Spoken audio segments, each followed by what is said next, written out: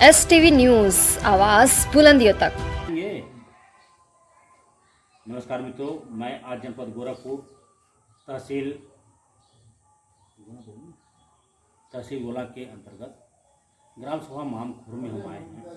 आज हमारे बड़े भाई साहब के जन्मदिन के शुभ अवसर पर उपस्थित हैं और यहाँ आज कुछ इस तरह की टिप्पणियाँ होने जा रही हैं जो कि एक बहुत सराहनीय है।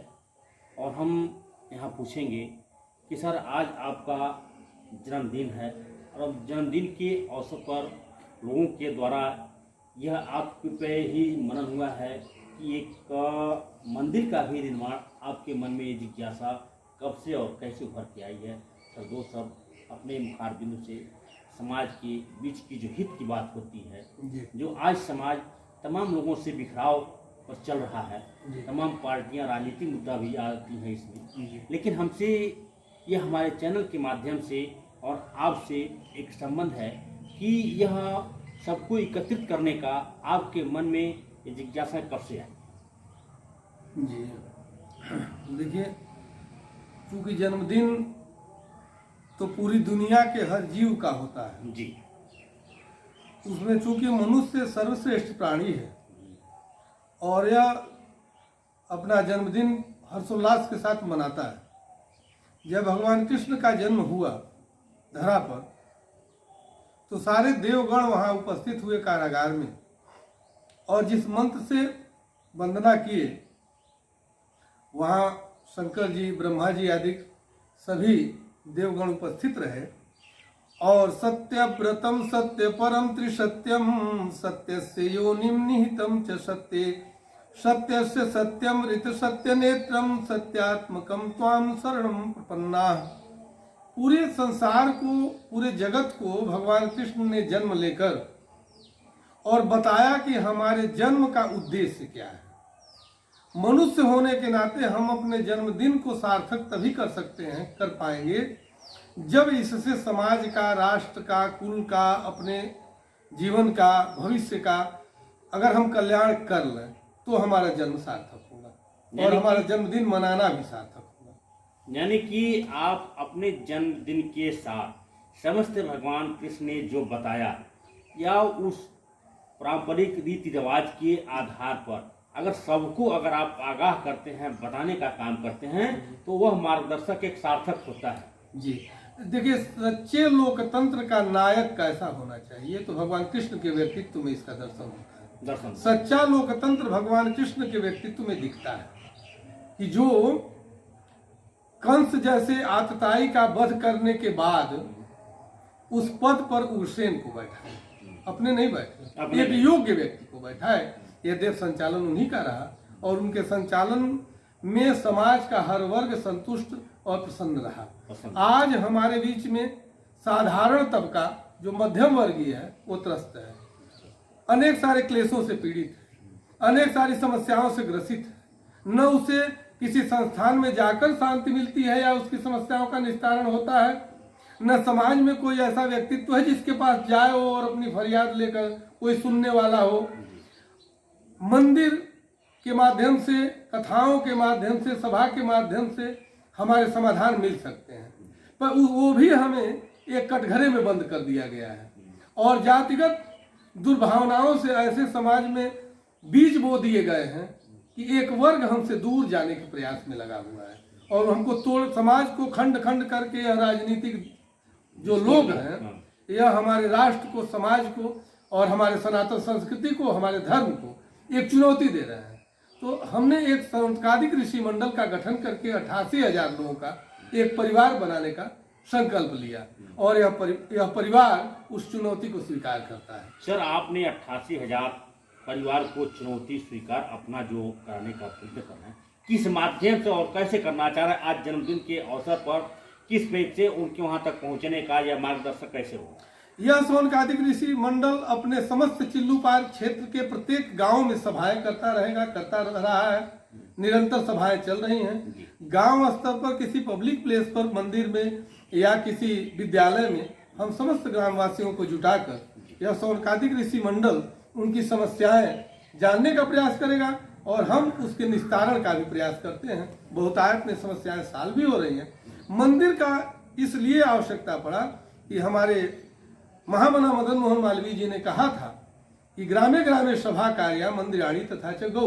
हम गऊ की रक्षा करके, मंदिरों को बचाकर, सभाओं को बचाकर, गोष्ठियों के माध्यम से राष्ट्र को, समाज को और सनातन संस्कृति को बचा सकते हैं। और निश्चित रूप से वह प्रभावी है, जैसा कि कार्यों में दिख रहा है, क्रियान्वयन में। सर, आपने जो यह प्रण डाली है, यह आपके मन में कब से और कैसे उभरता है? चूंकि हम परिवार वाले हैं, हमारे छोटे छोटे बच्चे हैं, हमारी पत्नी है, हमारी पटदारी है, हमारे पास जमीन है, इसलिए इन स्थितियों में कौन कौन सी समस्याएं आती हैं, इसका हमें अनुभव हुआ कि एक साधारण सा व्यक्ति अगर उसकी जमीन कोई हड़प लिया तो उसे कितना कष्ट होता होगा। हमारे परिवार में कोई बीमार हो तो उसके साथ हमारी कैसी पीड़ा होती होगी।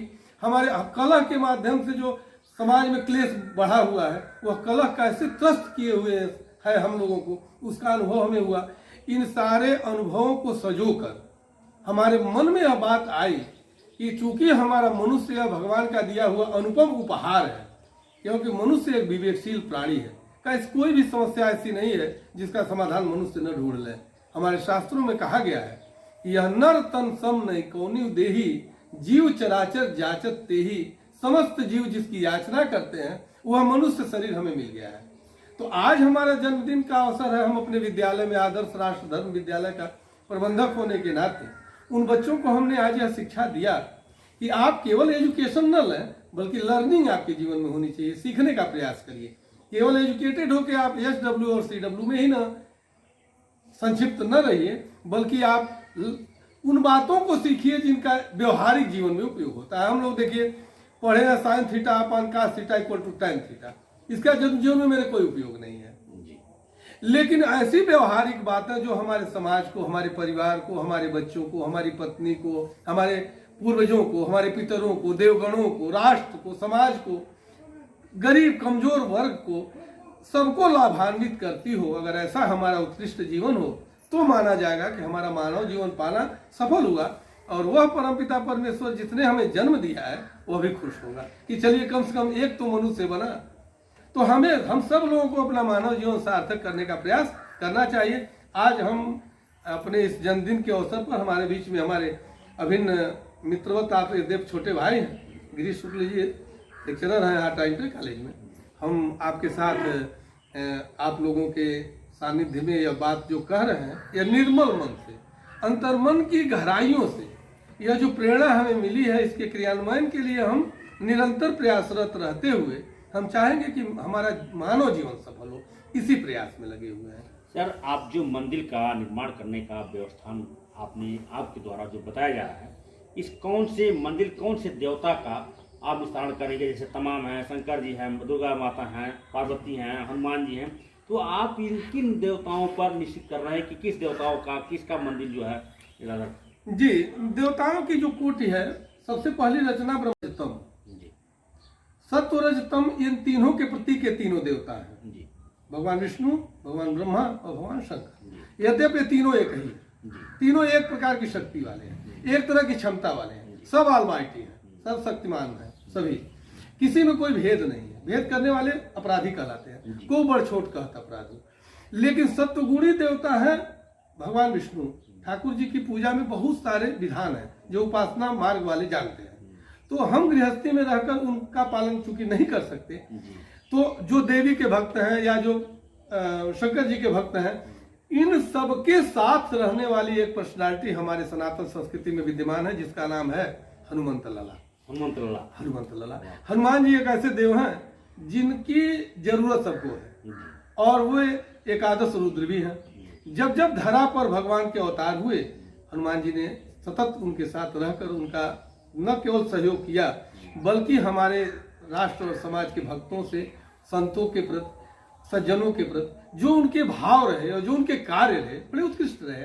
और हनुमान जी एक ऐसे देवता हैं जो जिनमें किसी तरह का भेद नहीं है, और वो आदम कद प्रतिमा हनुमान जी की, एक हाथ में वो पहाड़ लिए हुए, दूसरे हाथ में गदा लिए हुए, यही आदम कद उनकी प्रतिमा स्थापित की जाएगी और इसी का मंदिर बनाया जाएगा। यानी कि हनुमान जी की ही मंदिर, हाथ में गदा और एक हाथ में जो पहाड़, वह पहाड़ कहाँ से लेकर के आ रहे थे और कहाँ से चिन्हित किए और किसके मार्गदर्शन से वो बताया गया?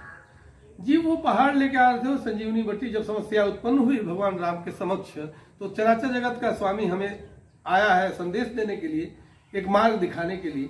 और यह मार्ग दिखाया उन्होंने कि हमारी समस्या का समाधान भी जो हनुमान कर सकते हैं, तो क्या आपकी समस्या का समाधान नहीं कर सकते? जी। तो हमारे क्लेशों का वो नाश करेंगे और मंदिर ऐसा होगा जो सर्वजन हिताय सर्वजन सुखाय की भावना से वो ऐसा होगा कि सभी लोग उसमें जा सकेंगे। और सर्वे भवन्तु सुखिनः की परिकल्पना जो सनातन संस्कृति में विद्यमान है, उसका एक प्रत्यक्ष प्रारूप होगा, उसका प्रतिरूप होगा कि हर वर्ण वर्ग के लोग उस मंदिर में जाएंगे, उसमें सिंदूर और चमेली का तेल लगाएंगे, तिलक के रूप में उसका उपयोग करेंगे, उनकी कामनाएं पूर्ण होगी, वहाँ हनुमान चालीसा का पाठ करेंगे। वो एक भव्य मंदिर हनुमान जी का, उसी की परिकल्पना मेरे मन में है और आज हम उसी का शिलान्यास करने के लिए आज हम सभी के बीच जो गुरु जी का जो वाणी, जो यहाँ देवभूमि पर आज इन्होंने वक्तव्य दिया, एक बहुत सराहनीय है। आइए हम इन्हीं के साथ हमारे जो है आपके सहयोगी बैठे हुए हैं, कुछ शब्द उनसे भी हम पूछेंगे। सर, आपका शुभ नाम? जी, गिरीश कुमार शुक्ला हमारा नाम है सर। गिरीश कुमार शुक्ला जी।